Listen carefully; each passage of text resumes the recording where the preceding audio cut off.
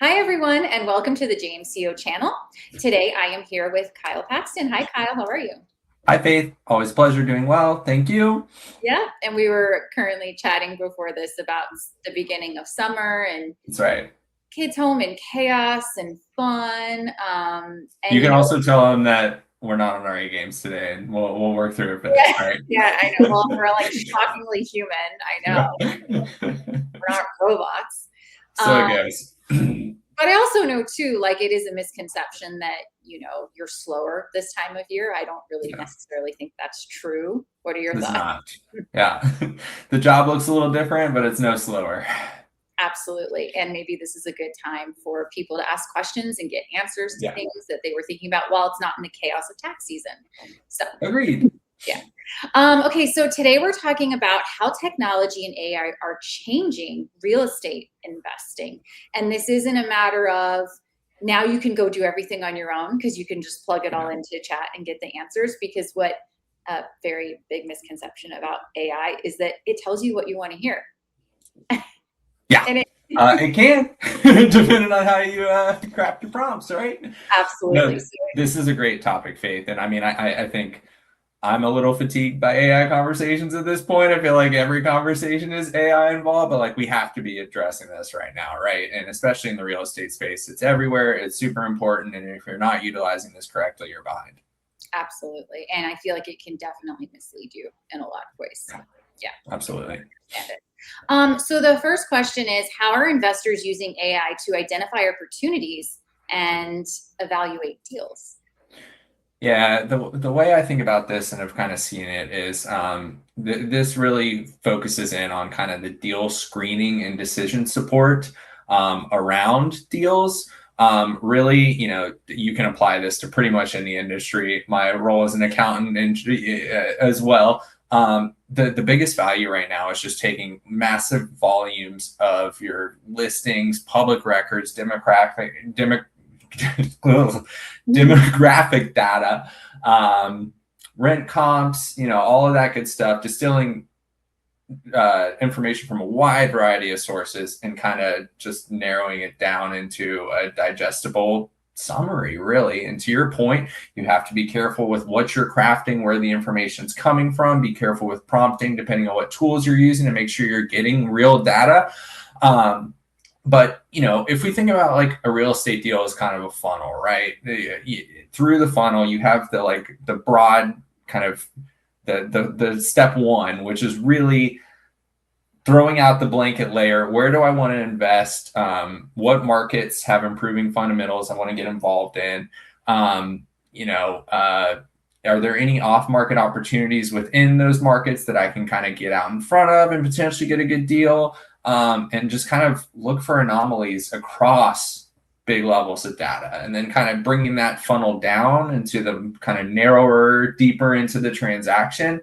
We're talking about the underwriting process, like sensitivity testing, lease review, due diligence type stuff. So throughout the transaction, I mean, you can slice it in a lot of different ways, but what it comes back to for me really is just taking mass amounts of data and distilling them down into something that makes sense quickly. And it's really expediting timelines in the decision-making process. Absolutely. So can AI improve forecasting and market analysis? I sure think so, and I've seen it do so. But again, like I want to be careful here, right? Because I see it in my kind of default nature sometimes when I'm utilizing AI specifically, and we're talking about real estate matters here. When I'm using AI in real estate matters, my gut is to just rely on what kind of gets spit out, right? And of course, we can't do that. We have to double check all the data and everything else. So what I want to be careful of is like it does improve the forecasting and market analysis, but certainly doesn't eliminate uncertainty, and it doesn't eliminate the investors' industry knowledge and the years and years of stress testing deals, that the investor is bringing to the table. So, I think I'm going to pull this back to the first question a little bit, where I'm saying like it does improve the market analysis because you're able to connect so many data points together quickly. And so you're not really looking for one perfect forecast necessarily. You're just, I think the way I see this is that you are able to run so much more robust forecasting with, several different, I guess, kind of stress tests built in to really vet your deal. Instead of having to do all that, create your Excel spreadsheets and everything else manually around those calculations, you're able to expedite a lot of that process, and thus I think put the deal through a lot more scenarios, especially in a compressed timeline, than you would kind of pre-AI, right? So that's a big area where I'm seeing this come to play in the real estate space. What role is technology playing in tax planning and compliance? Some overlap here. I think, again, it's just, as a tax preparer, I get data from every source under the sun, right? You have your JPEG images, you've got your back of the napkin piece of notebook paper, you've got the, some PDFs, you get Excel spreadsheets, everything. And so you got a stack of 100 different documents, whether virtually or, in paper, that you're distilling into a tax return, right? So talking about the compliance side, really the benefit here is just, again, just taking that data and cleaning it, right? And getting it in a way that really makes sense.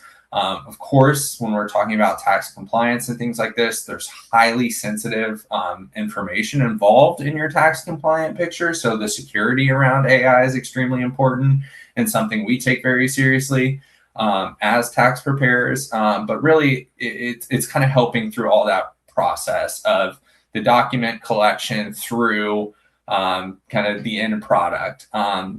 And then the biggest thing is, I see it from my clients all the time. It does make tax research a lot more accessible. Now, I get emails weekly with the ChatGPT copy and paste export that's clearly wrong.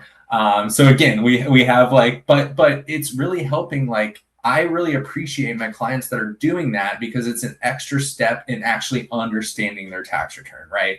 I get heartburn when I deliver a tax return and then 5 minutes later I have the e-file form back. I want you to actually do your due diligence in understanding, does that tax return make sense with the inputs that we put into it, right? And I'm not perfect, make mistakes occasionally, right? So, and I tell my clients that are, really doing this, the ones that send me the ChatGPT summaries, I say, hey, I appreciate you doing this, right? Because there's an effort to understand.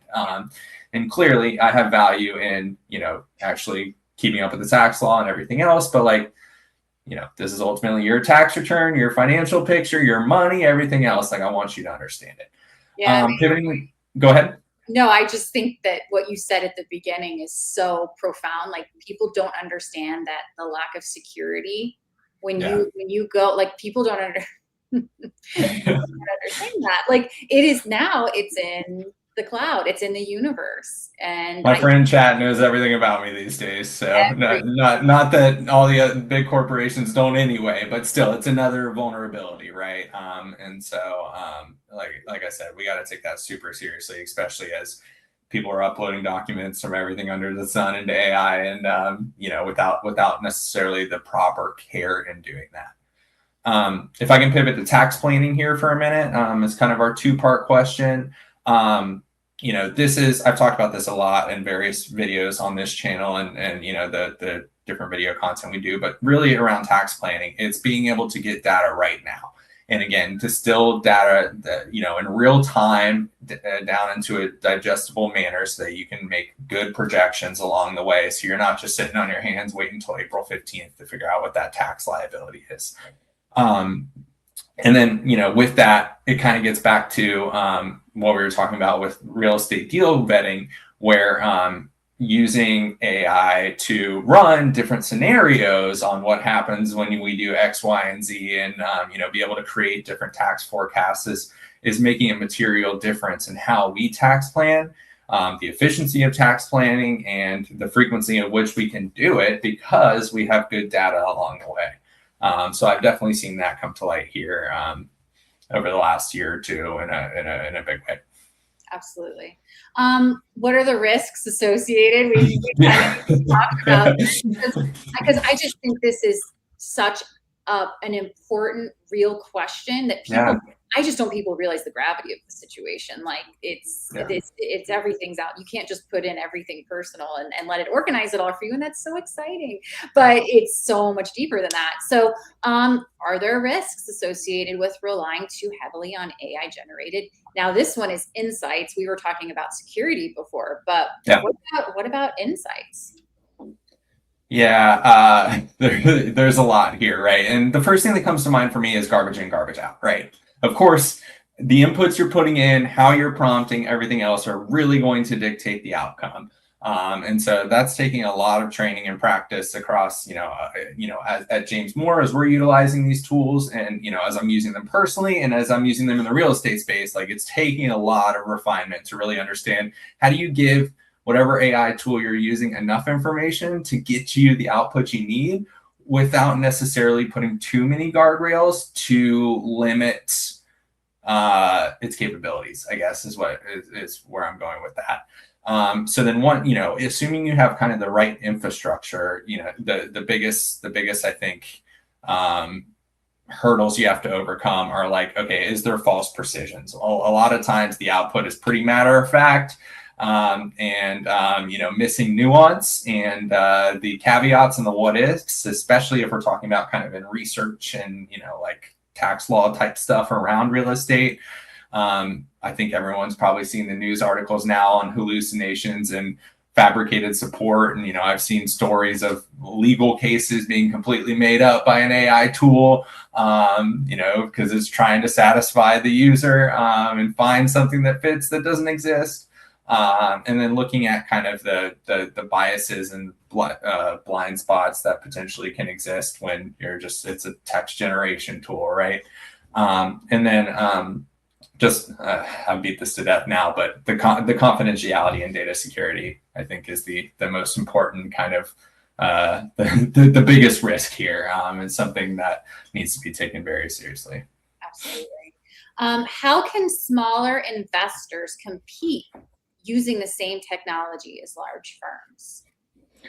I love this question.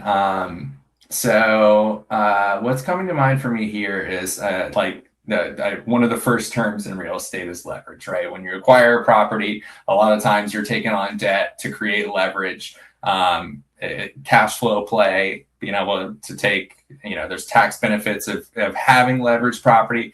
Leverage is everywhere in real estate. Same applies to AI, right? So what all you're doing as if I'm a sole real estate investor, me, myself, and I are a small family office, where I'm seeing AI come to play here is it's creating leverage. It is freeing up my time to do what I'm good at and eliminating the noise.